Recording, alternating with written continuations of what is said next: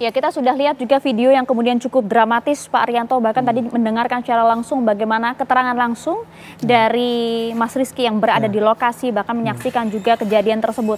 Tanggapan Anda, Pak Arianto? Ya, ini satu contoh ya, bahwa di dunia polisi itu tugasnya memang begitu pelik.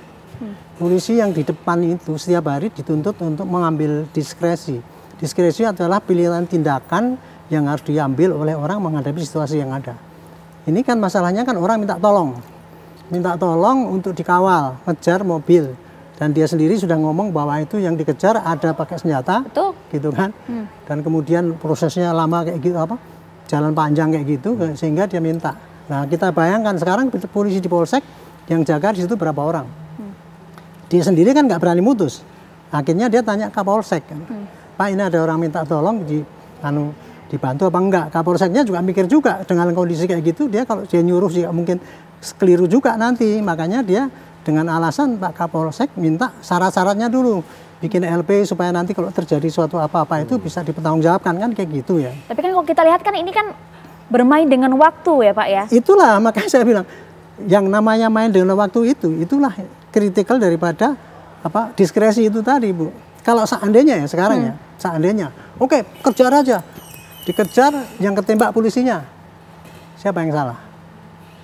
Kan pimpinan juga kan. Itu kalau seandainya terjadi itu. Jadi intinya begini. Polisi memang tugasnya adalah melayani masyarakat. Tapi di dalam melayani itu dia juga terbatas apa yang bisa diberikan pelayanan. Dan seorang petugas di polisi yang di depan ya pasti berpikir dia itu bisa membantu dengan kekuatannya dia, dengan kemampuan dia, kira-kira berhasil apa tidak. Kalau dia merasakan itu sudah tidak akan berhasil, ngapain dipaksakan kan? Mendingan dia pokok lengkapi dulu dan sebagainya kan gitu kan. Dia nggak menyangka bahwa ini orang yang minta tolong ini nekat betul ya menghadapi orang bersenjata itu dia gitu kan. Jadi sudah disampaikan bahwa ini memang kami mengejar mobil milik kami yang disewa, kemudian dibawa lari, bahkan sudah membawa BPKB disampaikan, dijelaskan juga bahwa pelaku ini membawa senjata, membawa pistol begitu Pak. Kalau seandainya polisi itu polisi baik ya mungkin. Ini bayangan saya juga menganggap diri saya itu polisi baik gitu ya. Saya pasti akan nyari kekuatan. Saya dengan diskresi itu tadi kan? Iya, diskresi saya paling minta bantuan Polsek, Pak ini ada begini, minta bantuan segera didatangkan sehingga kita bisa ke sana dan berhasil. Saya tidak akan berangkat sendiri kayak gitu. Makanya saya di sini nggak bisa nyalahkan anggota yang di lapangan itu untuk menolak saat itu ya. Termasuk juga ke Polseknya juga. Tetapi ini pasti diperiksa nanti oleh Propam. Apakah layak dia menolak bantuan itu dengan itu atau memang benar kayak gitu, itu pasti dia. Karena akan ada SOP ya. Nah, antara SOP dengan critical point itulah di situ kematangan seorang polisi di lapangan dan itu keahlian dia bertindak. Gitu. Ini contoh daripada suatu tugas polisi yang pelik, di mana kalau salah pasti dikuyok-kuyok gitu. Kalau berhasil belum tentu disanjung. Oke, Kapolsek Cinangka juga sudah memberikan suaranya, memberikan klarifikasi ya. Kita coba akan simak terlebih dahulu pernyataan dari Kapolsek Cinangka berikut ini. Namun pada saat yang bersangkutan meminta untuk pendampingan dari personil kita, ya tentunya personil kita yang paling utama adalah menanyakan legalitas ataupun identitas daripada kendaraan yang akan ditarik itu. Kemudian dalam masalahnya masalah apa? Saya kira itu wajar karena untuk mengetahui kira-kira apa nih permasalahannya gitu loh. Nah, kemudian ketika itu ditanyakan, rupanya yang bersangkutan memburu waktu atau tergesa-gesa sehingga tidak sempat menunjukkan dokumen yang diminta oleh petugas. Ya. Kenapa kita mintakan dokumen itu? Itu adalah sebagai dasar tindakan kepolisian untuk kita menghindari atau meminimalisir adanya pelanggaran hukum. Ya, kami ingin menuju kepada Mas Willy Cahyadi menanyakan apakah pada saat kejadian Pak Willy, Anda maupun juga anggota ARMY Anda berada di lokasi kejadian? Pada saat kejadian anggota ARMY ada di tempat kejadian sebagian. Kalau saya tidak ada di tempat kejadian, begitu. Ya, Pak Willy, Anda melihat kejadian ini, tentu ini bukan hal pertama kali yang terjadi. Melihat hal ini, respon Anda seperti apa pertama kali pada saat dikontak, Pak?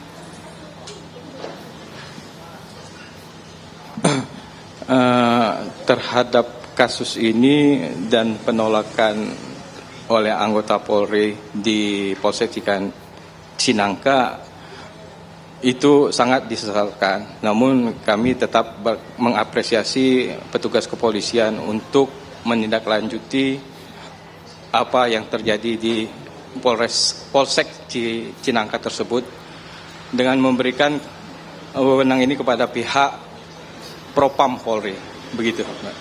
Iya, tadi disampaikan bahwa memang untuk prosedur meminta bantuan kepada pihak polisi untuk mendampingi pengejaran hal sedemikian rupa. Memang biasanya Anda juga melakukan penyerahan laporan terlebih dahulu atau memang biasanya pihak kepolisian turun langsung mendampingi? Untuk beberapa kasus kita memang harus untuk melapor dulu kepada pihak kepolisian.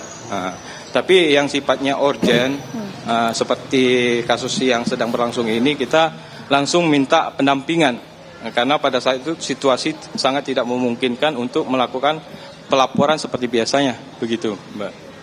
Oke, dan biasanya langsung didampingi oleh pihak polisian? Untuk pelaporan yang seperti biasanya kita didampingi oleh pihak kepolisian. Namun yang seperti kejadian ini beberapa kali juga kita tidak didampingi oleh kepolisian dengan alasan mereka harus terlebih dahulu melapori sesuai dengan prosedur, begitu. Artinya Anda maupun juga kemudian anggota Anda yang mengalami hal sedemikian rupa memang langsung mengejar pelaku tanpa ada pendampingan dari pihak polisi maupun juga TNI. Keadaan seperti itu kan kami mengetahui keadaan seperti itu dengan adanya tanda-tanda dari terduga pelaku penggelapan dengan dipotongnya jalur GPS. Dan kami mendapatkan notif dari kendaraan melalui handphone. Pada saat itulah kami menghubungi pihak yang terdekat di lokasi kejadian peristiwa itu, penggelapan itu, adakah anggota kami di dekat kejadian itu. Nah, kami menghubungi pihak anggota kami di situ untuk memportal mobil yang dilarikan tersebut, gitu, Pak. Kasus demikian sering terjadi, Pak Willy?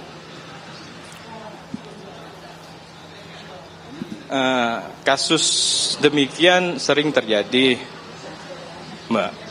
Namun kami mengantisipasi hal itu dengan memperbaiki SOP kami dalam berita acara serah terima unit semua anggota kami. Bentuk perbaruannya seperti apa, begitu, Pak, upayanya? Upaya dengan menambahkan alat-alat GPS dan begitu juga dokumen-dokumen terhadap si calon peminjam atau penyewa, melakukan survei lingkungan, lapangan, dan survei data terhadap calon peminjam atau penyewa. Oke, baik Pak Willy. Begitu.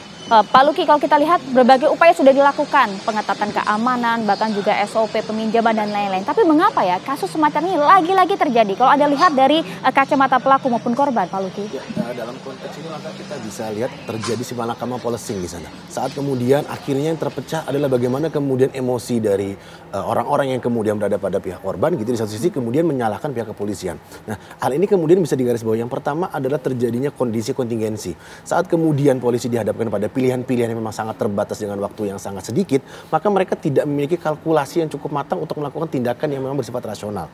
Yang kedua adalah jika tadi disampaikan oleh pihak keluarga dan Pak Mas Willy tadi juga disampaikan, ini ada dua tragedi. Yang pertama adalah bagaimana kemudian saat jika memang mengarah kepada SOP begitu ya, pengejaran itu sudah diawali. Saat kemudian pengejaran itu diawali, mengapa kemudian tidak melakukan pelaporan terlebih dahulu di awal? Dan yang kedua adalah saat kemudian terjadi pengejaran yang kedua, maka polisi yang berada di lokasi bersifat lebih reaktif. Reaktif dalam artian mereka harus menunggu laporan, mereka harus do proses of law, mereka harus lakukan. Yang ketiga adalah kita bisa melihat bagaimana kemudian para pelaku seringkali memanfaatkan situasi yang memang mengarah kepada orang-orang bersifat terjadinya kelemahan dalam konteks pengawasan. Apakah kemudian kemudian dalam konteks tahun baru seperti itu, atau kemudian dalam konteks tahun-tahun ajaran baru yang seringkali bahkan kejadian seperti ini, penggelapan kendaraan itu tidak hanya sekali 2 kali saja, tapi kemudian orang-orang memanfaatkan situasi tertentu saat kemudian pengawasan dari pihak kepolisian, dari pihak pemilik rental, atau kemudian dari masyarakat yang memang masih dalam tanda kutip ya euforia mengalami liburan, terus kemudian menjalankan aktivitas-aktivitas bersama keluarga, itu akhirnya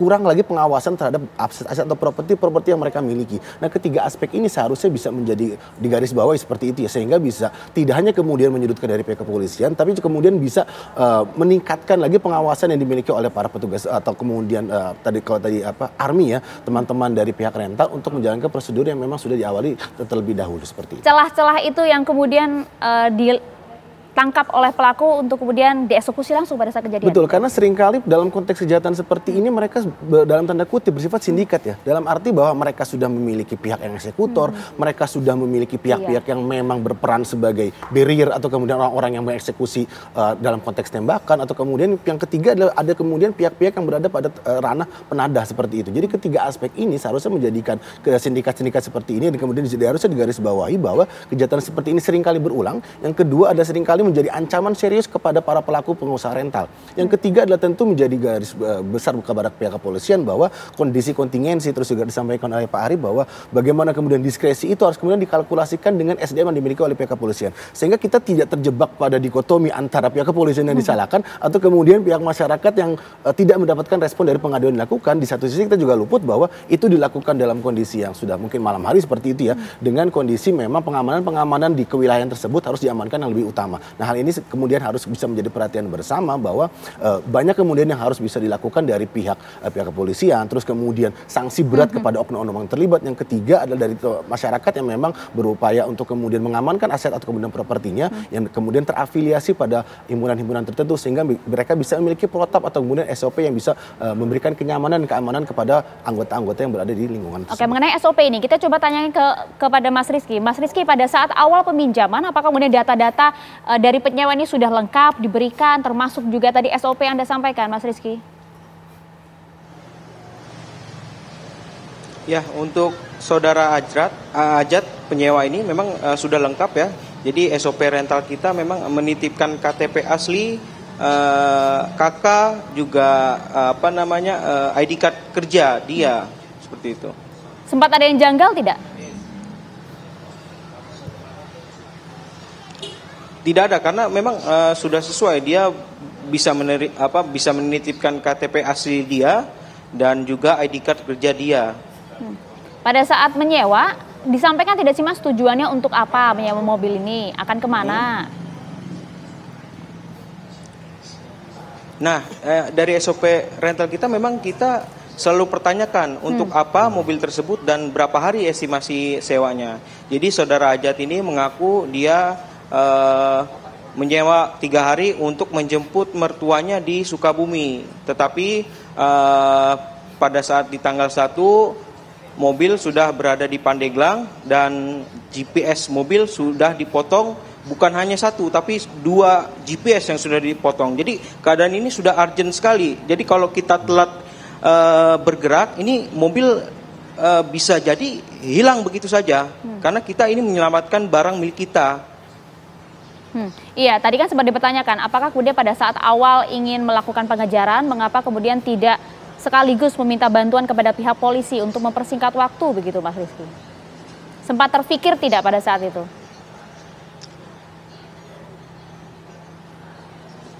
Tidak, karena kita ingin menyelamatkan mobil kita terlebih dahulu. Karena yang saya tahu kalau untuk laporan itu memang ada waktunya. Jadi pelaporan itu ada somasi 1 yang saya tahu ya, ada somasi 2. Jadi takutnya malah memberikan yang memegang mobil saya untuk lebih mutus GPS mobil saya. Jadi hilang kontak mobil saya seperti itu nanti. Oke, artinya pada saat tahu ini ada yang janggal, ada yang tidak beres, itu pada saat dilihat GPS-nya sudah hilang pada saat itu gitu ya Mas, sudah diputus ternyata alatnya oleh pelaku. Betul, bukan hanya 1 tapi 2 GPS yang sudah dipotong. Oke, apakah ini kasus jadi pertama kali sudah Mas yang dirasakan? Indikasi yang tidak betul pada mobil itu. Untuk kasus seperti ini memang usaha rental memang tidak jauh dari kasus penggadaian seperti itu, memang sudah sering, tapi selama ini kita masih bisa persuasif. Jadi pada saat itu ayah saya pun ingin baik-baik menanyakan mobil ini dapat dari mana, tapi dari yang memegang mobil saya langsung menodongkan pistol ke arah ayah saya seperti itu. Iya, Pak Rianto, kita dengar bersama Pak, ini karena memang kejar-kejaran dengan waktu, ingin menyelamatkan aset yang ada, apakah tidak ada cara yang lebih mudah begitu untuk meminta pendampingan oleh pihak polisi? Haruskah serumit ini? Tidak akan menjawab mengenai masalah bagaimana prosedur minta pendampingan pada polisi ya, karena itu sudah saya jelaskan tadi ya. Itu satu permintaan bantuan pengamanan yang di luar kemampuan daripada polisi yang dimintai itu. Sehingga saya juga tidak menyalahkan polisi yang di lapangan itu. Tapi ini kasus ini ya, ini saya ingin mengingatkan kepada masyarakat rental, masyarakat polisi juga ya. Polisi terus terang ya selama ini sudah dilarang untuk membantu penarikan mobil leasing. Jadi semua polisi di lapangan itu kalau disuruh minta narik mobil, itu tadi kan bilang apa dulu, leasing, ya, gitu ya, makanya minta itu. Itulah sebabnya dia menolak untuk mengejar itu. Itu satu ya. Nah, yang kedua, ini pengusaha rental ini kemarin sudah diperingatkan, kan pernah ada bos yang ditembak di Semarang itu. Jadi tantangan yang dihadapi oleh itu ya penjahat-penjahat itu demikian sudah sadisnya gitu. Nah ini kan lebih sadis lagi kan. Nah itulah makanya saya apresiasi ya, mereka sudah ada pencegahan dengan pakai GPS sampai 3, saya juga baru tahu ini. Tapi dia rugi, dia ngomong bahwa dipasang 3, nanti lawan sudah otomatis nih kalau bawa GPS-nya masih cari itu. Itu tadi kan baru diambil 2 ya, masih ada 1. Nah itulah contohnya. Jadi saya menyarankan ya para pengusaha rental itu kerjasama dengan Polri. Artinya apa, Pak? Kita akan MOU bahwa kita tuh rental rawan kepada penjahat yang kayak gini. Makanya kami minta seandainya suatu saat gitu minta bantuan gini sudah otomatis tune in dengan yang di lapangan. Dan mereka terdaftar gitu ya Pak ya? Terdaftar dan polisinya tidak curiga lagi dengan itu gitu. Bahwa rental itu narik mobil bukan narik mobil yang leasing ya, tetapi mobil yang mau digelapkan gitu. Yang kedua peringatan saya kepada asosiasi ini rental itu jangan anggap enteng itu lawan itu kayak gitu. Jadi kemudian dia sudah tahu di Semarang sudah ada ketembak kayak gitu. Ini gitu kan dengan tanpa memperkirakan segitu dahsyatnya itu. Jadi mudah-mudahan ini peringatan dan kemudian semua aware karena kejahatan itu ya nggak bisa polisinya harus hebat, penjahat selesai enggak, masyarakat sendiri juga harus punya sense of preventing itu harus ada gitu. Pak Willy, respon Anda Pak, ini harus ada memang kerjasama khusus langsung dari pihak asosiasi kepada polisi agar hal serupa tidak lagi terjadi, tidak ada alasan untuk menunggu waktu pelaporan dan lain-lain. Ya, kejadian yang menimpa dari anggota itu kan tidak ada di dalam tanggal, Pak. Kalender kapan itu kan. Tapi saya apresiasi terhadap itu ya, untuk bekerja sama dengan Polri dalam mengantisipasi hal-hal yang tidak diinginkan bagi semua anggota Asosiasi Rental Mobil Indonesia. Kami akan mendalami itu dan mengajak kerjasama berbagai stakeholder, begitu juga kami memperkuat SOP-SOP yang sudah ada dan memberikan edukasi-edukasi yang lebih untuk mengarah kepada pengamanan unit kami terhadap berbagai anggota di asosiasi-asosiasi rental mobil. Begitu, Pak.